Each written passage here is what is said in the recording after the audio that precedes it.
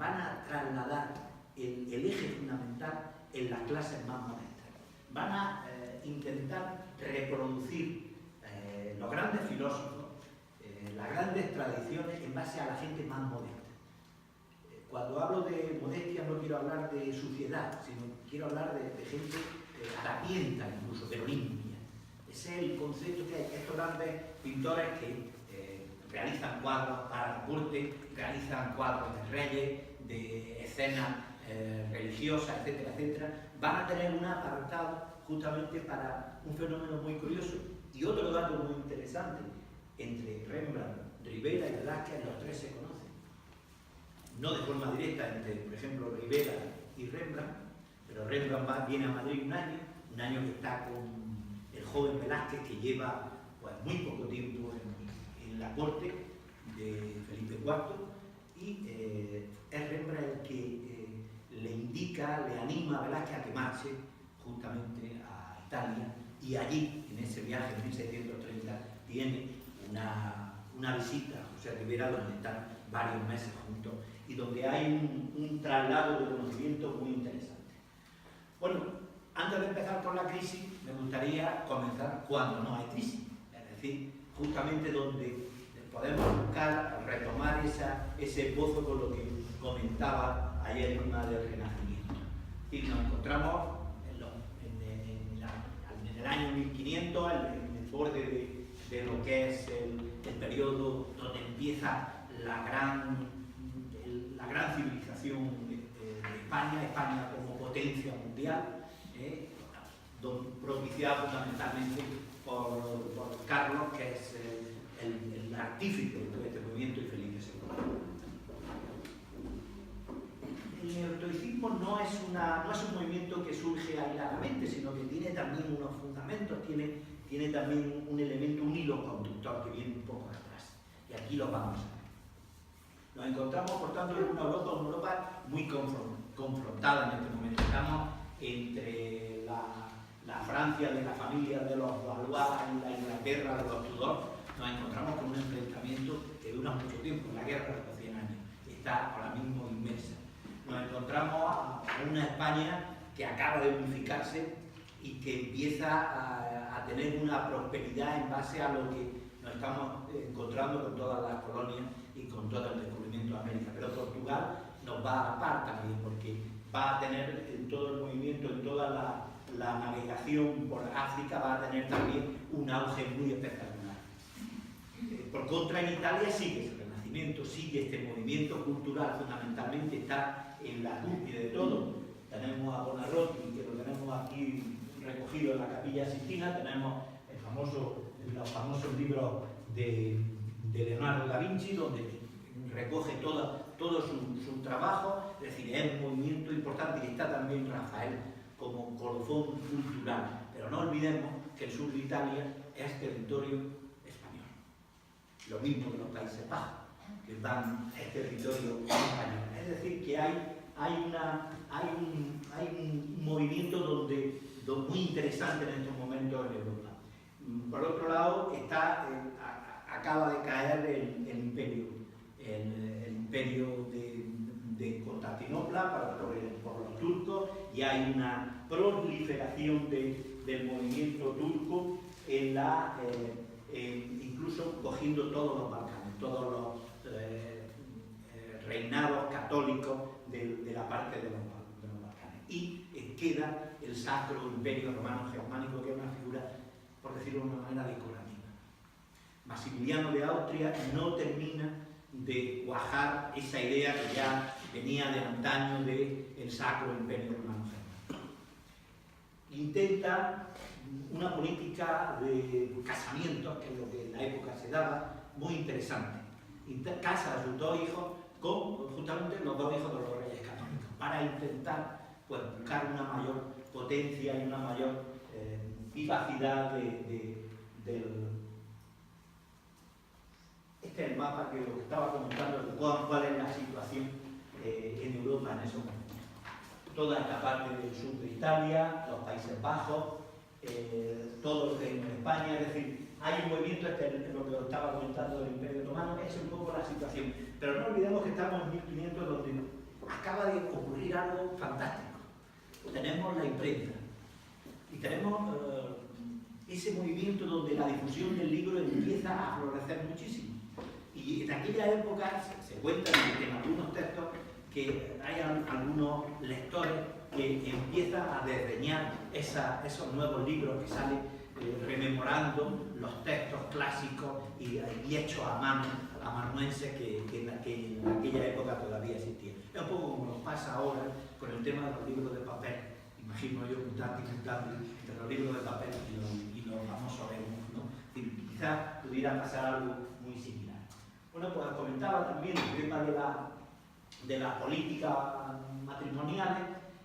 Lo que pasa es que no le sale bien la jugada a Maximiliano, porque resulta que cuando casa Margarita de Austria con el único hijo varón de los reyes católicos, con Juan, pues prácticamente el matrimonio dura poquísimo, porque Juan muere, deja un hijo póstumo, Margarita Goyener también fallece. Por otro lado,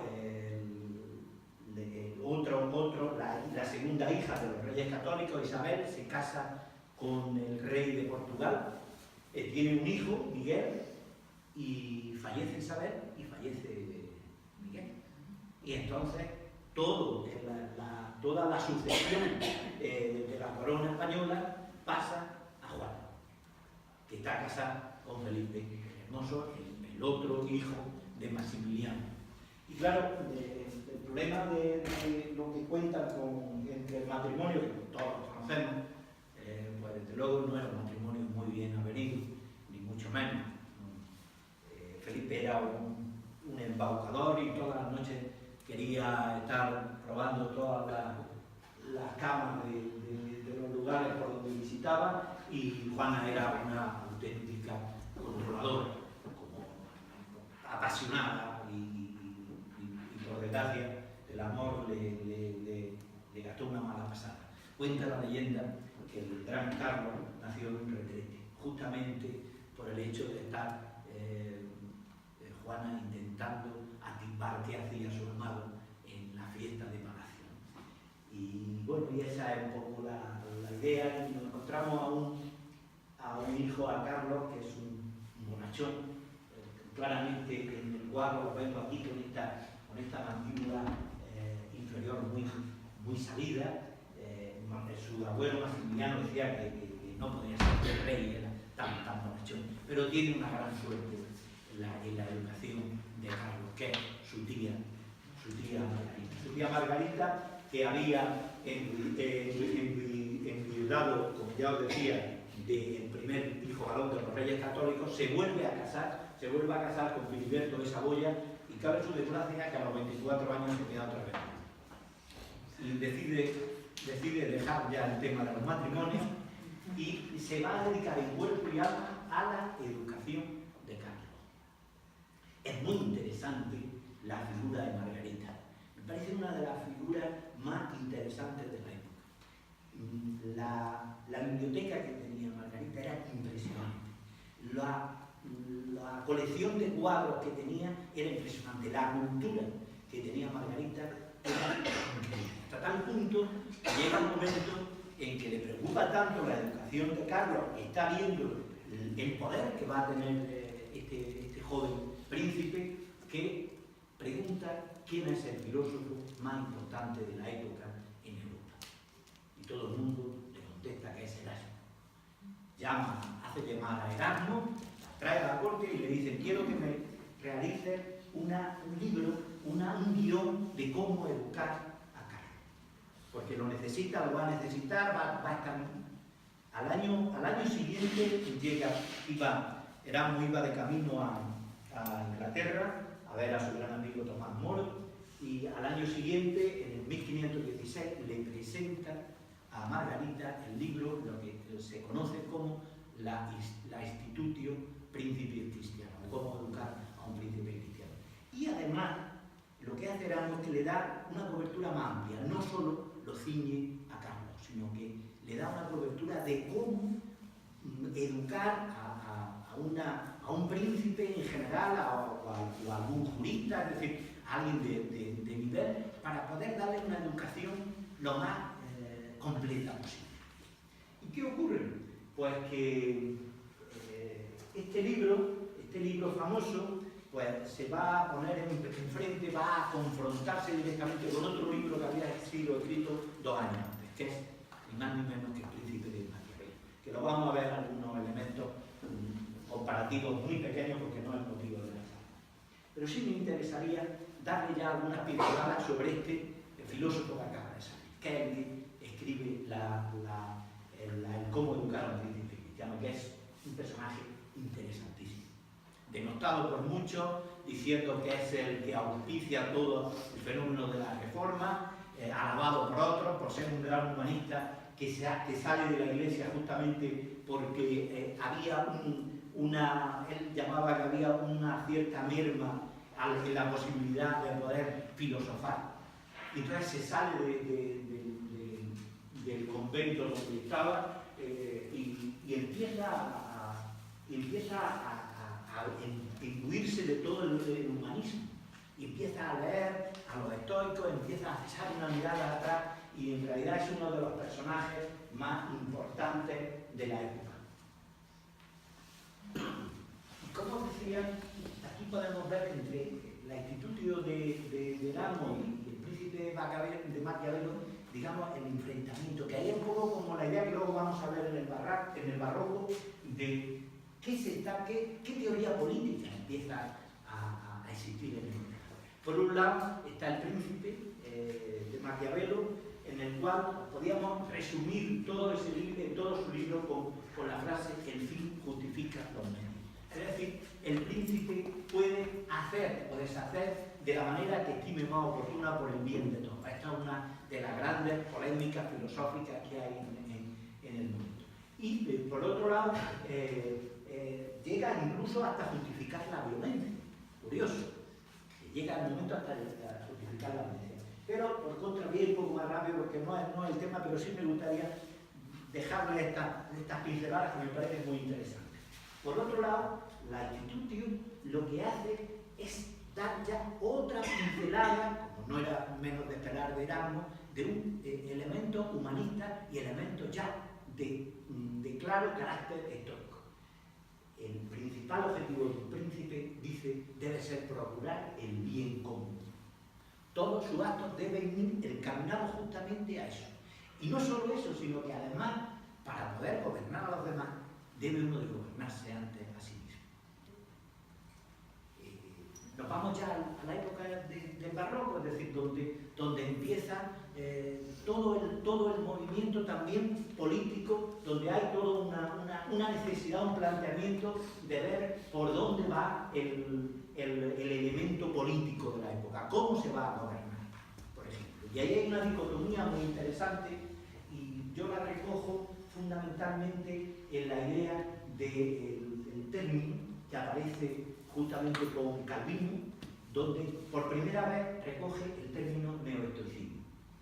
Y es una corriente que evidentemente viene de Erasmo y intenta compatibilizar la ética con la doctrina cristiana. Este es un elemento muy interesante, porque incluso uno de los elementos más polémicos que recoge el estoicismo, que es la posibilidad del suicidio, es incluso retocada, y desde luego Felipe II interviene muy mucho cuando habla conjunto Lipsio, a la hora de matizar y eliminar ese elemento como algo posible, puesto que iba en contra de los principios cristianos. Y lo que se intenta por parte de este neoestoicismo es conjugar e intentar imbricar, como decía, la religión católica cristiana de aquella época con todo el fenómeno estoico. Evidentemente con algunos elementos que iremos viendo diferenciales importantes. Y todo empieza en el elemento del filológico, que es otro detalle interesante. Tanto Erasmo como el personaje que vamos a ver ahora mismo, el filósofo que vamos a ver a continuación junto a Lipsio, son dos filólogos. Van a la fuente, recogen toda la tradición filosófica de Séneca, van a leer a Séneca y Séneca se va a convertir en el elemento inspirador de todo este momento histórico. Va a haber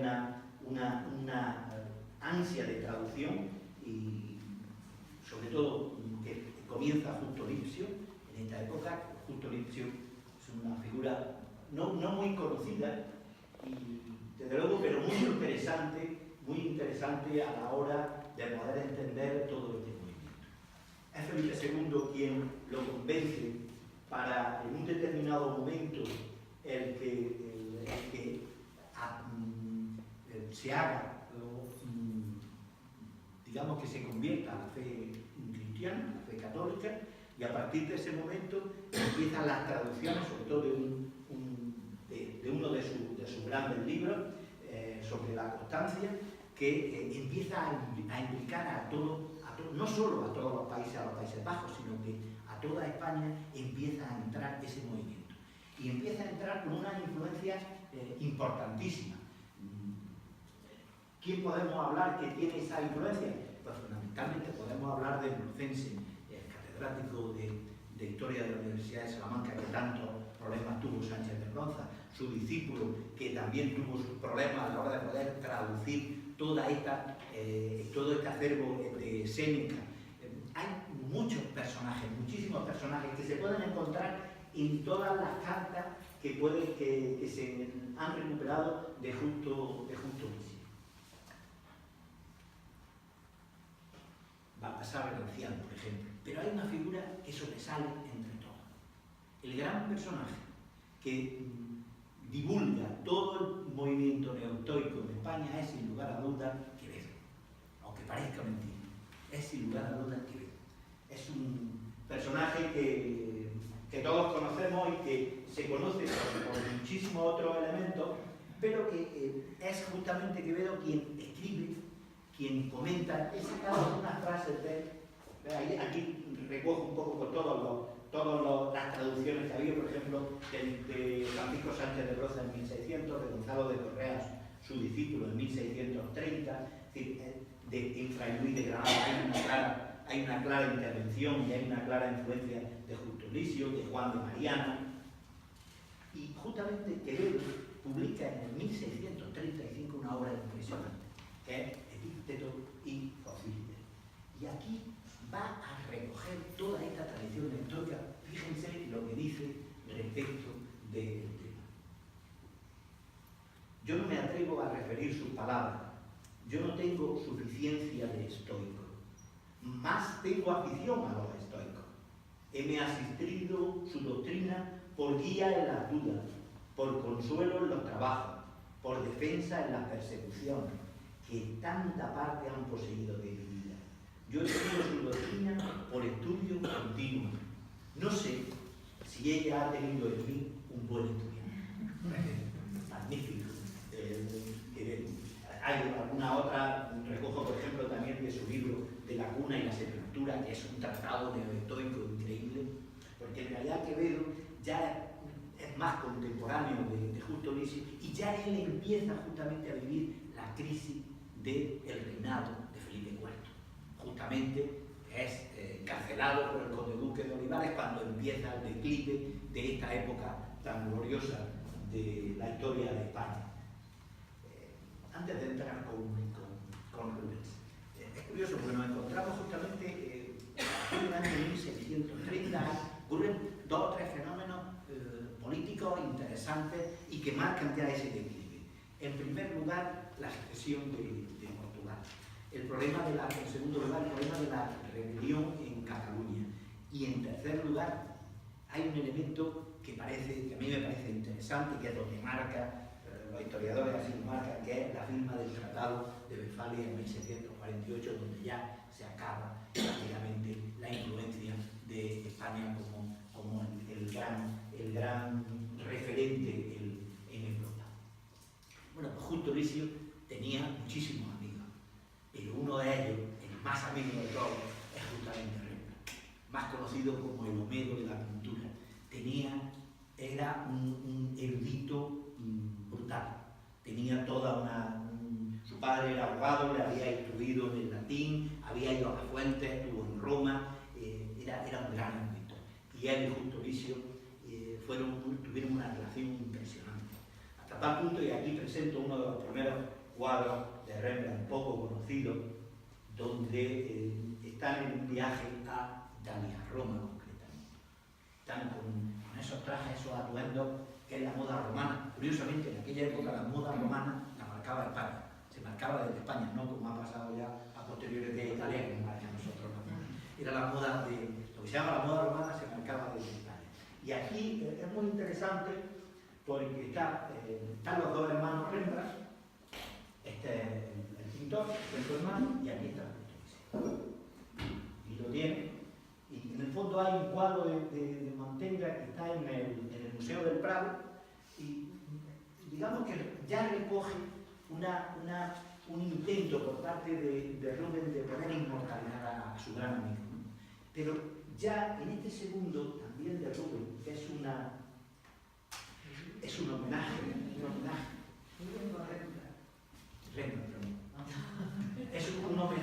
es un homenaje a su maestro, porque ya aquí casi lo inmortaliza como su maestro. Y fíjense aquí arriba el detalle. Es decir, fíjense hasta qué punto el arte y la filosofía y lo que ocurre en la realidad social se marcan.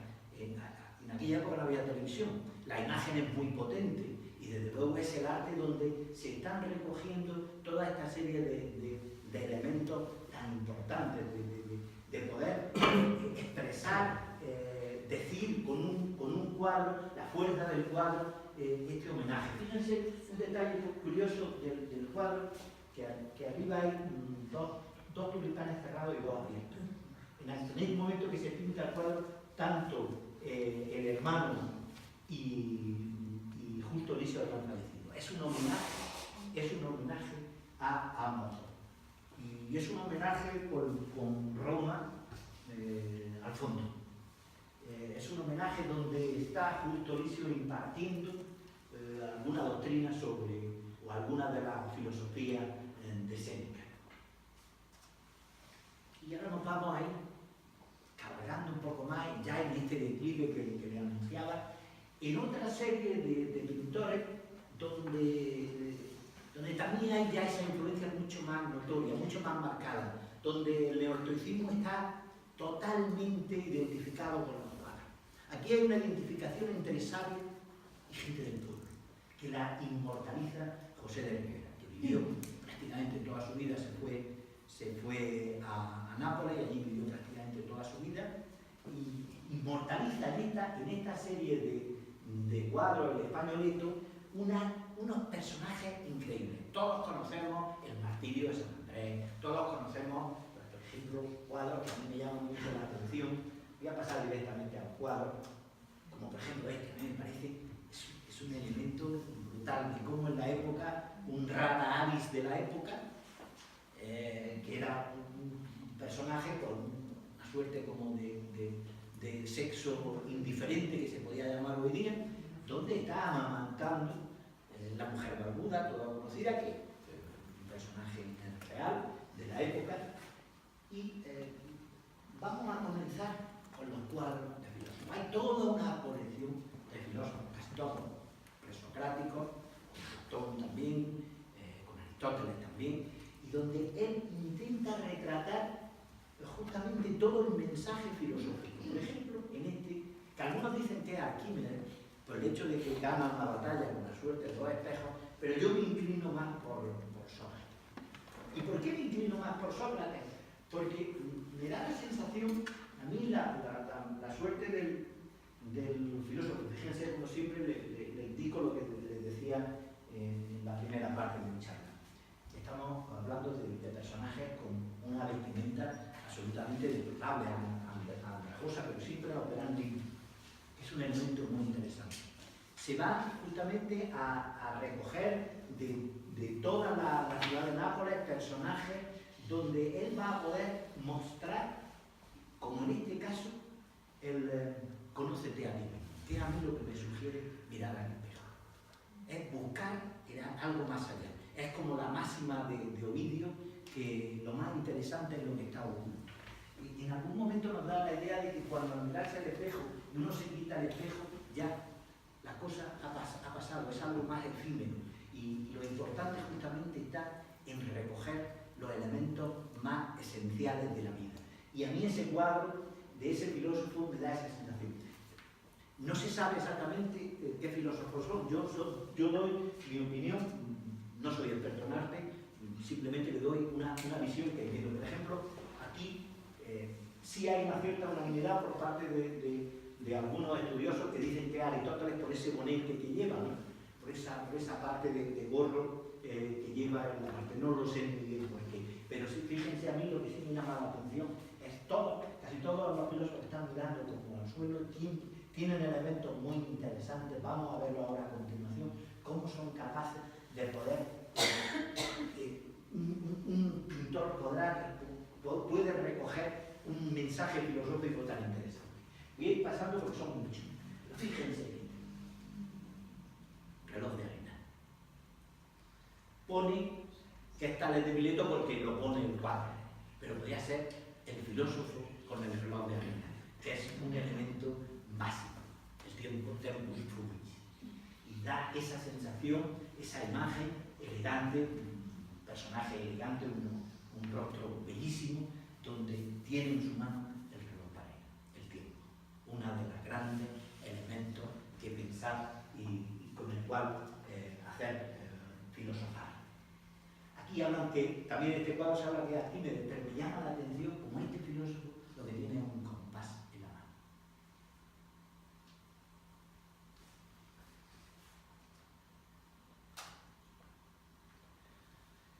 Sin lugar a duda, no cabe la menor duda, menos a mí me parece que es el Ágrito.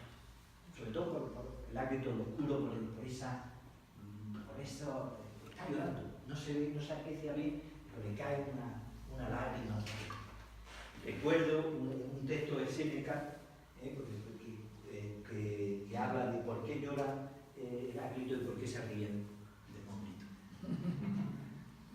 Es curioso, y dice Séneca, ambos ante la visión del mundo y de los seres humanos,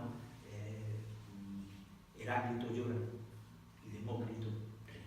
Y de alguna manera Rivera está recogiendo ese elemento que, por cierto, también lo recoge Marsilio Ficino en una carta suya que tiene, que recoge esa influencia o esa dualidad curiosa entre Heráclito y Demócrito. Otro filósofo. Podríamos referirnos hay dos cráteres en la historia de la filosofía, una de las que habla Diógenes Laercio y otro el discípulo de Diógenes, el cínico. Y yo me decanto, porque evidentemente, por el segundo, más que nada por la... Claro, qué impresión da, qué dominio, qué autoridad, cómo señala con ese dedo, con esa firmeza, expresando la certeza. No hay atisbo de duda en ese filósofo. Es muy como todos los cínicos, muy categórico. Dicen que Pitágoras no se aprecia, pero parece ser que pone en uno de los lomos, en una de las partes del libro, pone la ciencia numeraria, la ciencia de los números. Y por eso se le atribuye a este cuadro de Rivera el nombre de Pitágoras. Uno de los cuadros que a mí más me llama la atención, y cómo recoge fíjese qué detalle, le estaba diciendo, todos los filósofos miran hacia abajo, menos Platón. También en el lomo del libro pone el libro de las ideas. Libro de las ideas. Y a mí me da la sensación que lo que está haciendo en ese cuadro es justamente recoger lo que Rafael ya pintó. Cuando estaba recogiendo en ese tablón, recuerdan el famoso gesto de Platón, mirando, señalando hacia arriba. Él no levanta el dedo, pero sí levanta la cara, mirando hacia arriba, ¿no? Y hay como una suerte de brillantez, como parece que le refleja en ese mundo de la idea, como le da justamente en el rostro. Me parece una imagen, voy muy rápido, en cada cuadro nos podemos parar muchísimo, pero prefiero que atiborrarles de informaciones que luego investiguen por su cuenta, que creo que de una manera más interesante. Para mí es mi favorito. Siempre Diógenes, el cínico, ha sido pintado en toda época, con todas sus anécdotas. Que si con el niño que estaba bebiendo agua, él con su cacharro, y ve al niño bebiendo el que tira el cacharro, el cuadro famoso diciéndole a Alejandro, quítate que me está tapando el sol. Y aquí hay un recuerdo de Rivera cuando va con su velita, la ven aquí, está la vela puesta, su candelabro, diciendo por medio de la ciudad voy buscando al hombre bueno, voy buscando al hombre. Pues es una idea con ese libro súper destrozado, de haberlo movido y revisado y releído muchísimas veces, y es una imagen bellísima, para mí una de las más bonitas que tiene Rivera. Hay muchas donde elegir, pero fijaros cómo un cuadro prácticamente desconocido, por lo menos por mí. Yo no tengo un conocimiento muy amplio sobre el tema de la pintura, pero da la sensación como son impactos, dan lugar a la reflexión, al pensamiento, cada uno de estos filósofos que hemos visto. Y nos queda Anaxágoras. Bueno, ¿por qué Rivera está Anaxágoras? Aquí dicen que hay muchas teorías al respecto del asunto. Dicen que uno que puede ser por el hecho de que es uno de los pocos filósofos que tuvo un poder económico y que lo dejó todo. En fin, no lo sabemos, pero en realidad está atribuido a Anaxágoras porque también en el cuadro lo indica. Y yo me voy a centrar en esta última parte, justamente en el cuadro que, a mi manera de ver, recoge todo ese sincretismo del neoeroticismo. Y lo recoge de una manera brutal. La pintura del naturalismo de sevillano inmortal de Velázquez es bellísima. Y justamente es en la época en que, en 1628, cuando llega Rembrandt a España, está con Diego de Velázquez, y en ese año que pasa en la corte española, él lo anima, y el primer cuadro que va a hacer, fuera ya de todo lo que se había hecho en cuanto al tema religioso y en cuanto a los cuadros de la familia real, es este, es el primero con una temática que he tenido la curiosidad de ver todo lo que se ha escrito sobre el cuadro, y desde luego hay críticas por todas partes. Uno dice, bueno, en realidad, vamos a poner la siguiente que se ve mucho mejor. En realidad, los borrachos, porque ya el nombre del cuadro ya te echa para atrás. Porque, pero los borrachos, además los borrachos, claro, es que a primera vista, aquí, este par de dos, es que te chupan para la imagen. El par de dos que tienen una cara de borracho, pero los demás no. Vendrá el triunfo de Baco, que es el título que más se le da al cuadro, pero en realidad el cuadro es, yo diría, después de toda lo que se dice del cuadro, por ejemplo, llegan uno y dicen, bueno, esto es en realidad un culto, el cuadro refleja un culto al vino, porque, bueno, es la temática. Otros dicen, bueno, Velázquez aquí se la ingenia en cómo criticar toda la tradición grecolatina y tal. A mí no me convence, dicho sea mi modesta opinión, o un comentario al respecto. Y yo voy a ser mucho más profundo. Después de estudiar todo lo que se ha podido ver y los personajes, yo diría que el cuadro de los borrachos de Velázquez es la vida misma. Y me voy a explicar. Porque yo creo que es la vida misma. Fíjense, el centro del cuadro es la corona. Baco, Dionisos, está coronando a un discípulo suyo, que no se ve acá. Y en realidad ese hecho podría representar que el eje, el tema central, cada uno de los personajes, como en la vida misma, lo va a interpretar de una manera. Y de hecho lo interpreta de una manera. ¿Por qué? Pues porque hay antagonistas. Sí, bueno, el hecho de que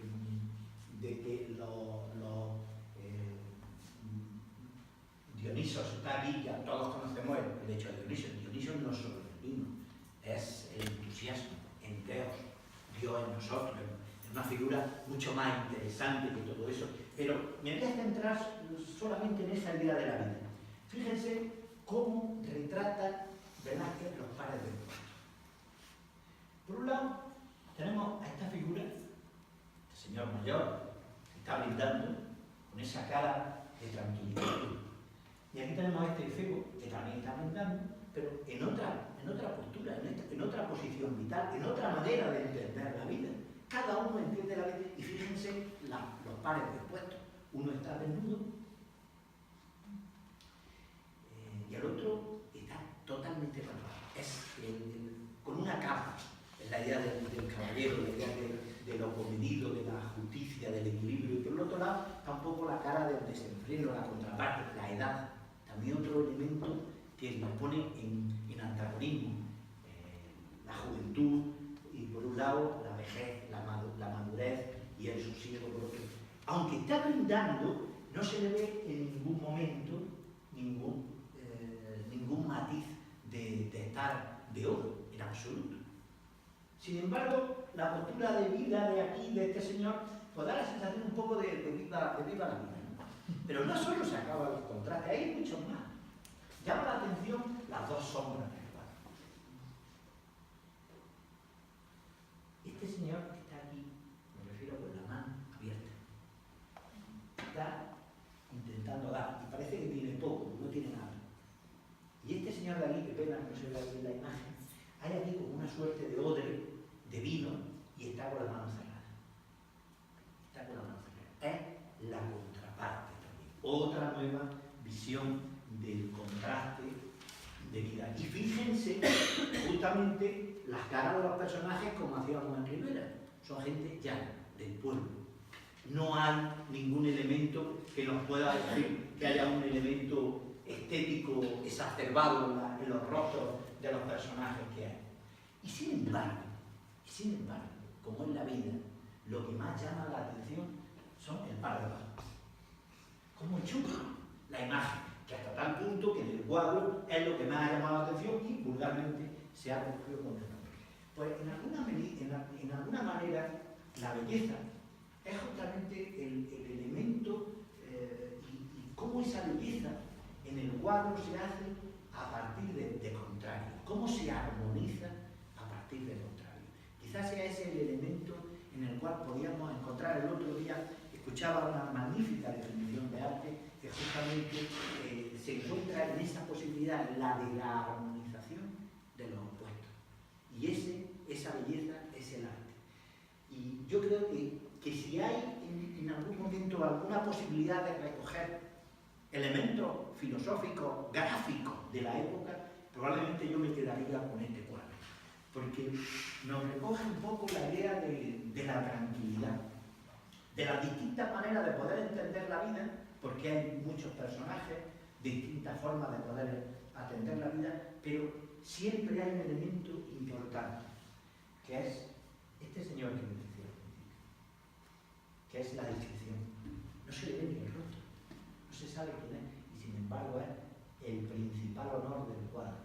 Cómo es la discreción, el elemento más importante, que está de rodillas.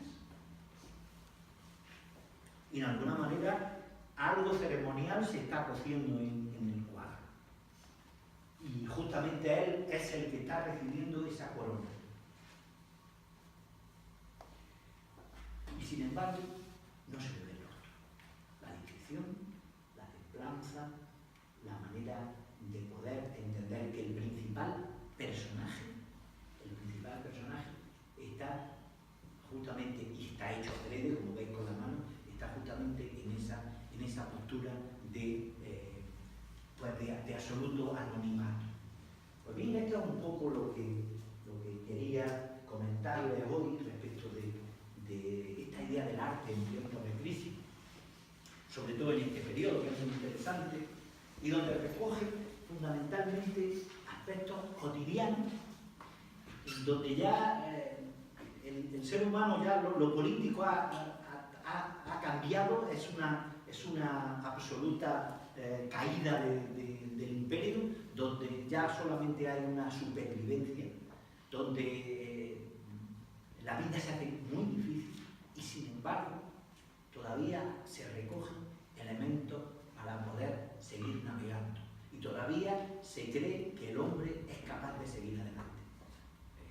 Esta filosofía para tiempos de crisis y este Día Mundial de la Filosofía, que nosotros, que Nueva Croce viene retomando pues, prácticamente desde que fue instaurado el Día Mundial de la Filosofía, pues tenemos esa oportunidad una vez al año de poder retomar elementos importantes. Pero yo me quedo con lo importante del tiempo de crisis. En los tiempos de crisis la filosofía es moral, fundamentalmente moral. Es una moral de combate, donde lo que interesa es la practicidad y desde luego la felicidad para el neotrocismo, como diría Justo Lipsio, es virtud. Y esos son fundamentalmente los elementos más importantes de un tiempo de crisis, que es el ser íntegro, el buscar lo eterno, los elementos que perduran más allá de los elementos transitorios, como pueden ser lo económico, el tiempo, etcétera, etcétera. Bueno, y con esa idea os dejo, recomendándole, porque así me lo ha dicho Dimia, que nos invite, y cómo no hacerlo después de tantos años en esta asociación, a nuestros cursos de filosofía, que estamos encantados de que estén con nosotros y que lo esperamos pues, en la siguiente charla, que va a ser mañana, y que va a impartir Antonio Martínez Única sobre, creo que es la filosofía de la Lingote. Así que muchas gracias y si tenéis alguna cuestión, alguna duda que poner de todo lo que hemos dicho, estoy a vuestra disposición. Muchas gracias.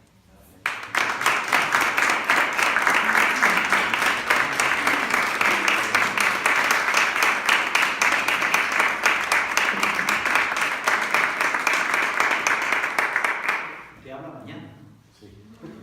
¿Quiere también hablar? Bueno, muchas gracias por una pregunta que es una curiosidad. ¿En Inglaterra se da el neoestoicismo también en este periodo o no? ¿Es un fenómeno meramente? Es un fenómeno más arreglado, claro, va mucho más con todos los países que sigue la contrarreforma, fundamentalmente. Bueno. Y otra cosa que me ha llamado mucho la atención también es que viste a los personajes Rivera con trajes de época, ¿no? Y esos cuadros, ¿quién se los encargaba o si sabe algo, Mira, dónde estaban colocados en ese momento? Los cuadros son un misterio. Un misterio, porque hay muchísimos cuadros. Hizo una serie de cuadros de filósofos y se encuentran, unos son de colecciones privadas, otros están en Tokio, y es de la época donde ya él se permite pintar lo que a él le dé la gana. Él ya ha tomado su nombre, es ya conocidísimo, y ya está en la época en que se puede permitir el lujo de pintar también algo para él. Porque todos estos cuadros, evidentemente, no son cuadros que se los tenían como encargo. Sí, en Los borrachos de Velázquez, sí se lo compra Felipe IV, de todas maneras, el sueldo se lo daba al rey porque él era el pintor de la corte. Pero en realidad, con Rivera, que estaba fuera de la corte, aquí ya él se permite el lujo de hacer estas maravillas, que de luego son muy poco conocidas, y que muchas dicen que hay muchos más retratos de filósofos. Incluso hay algunas variantes de los mismos que acabo de ver. Yo he podido recopilar algunos de los más interesantes y desde luego llama la atención el desconocimiento que hay sobre esos cuadros. Yo al menos no los tenía por conocido.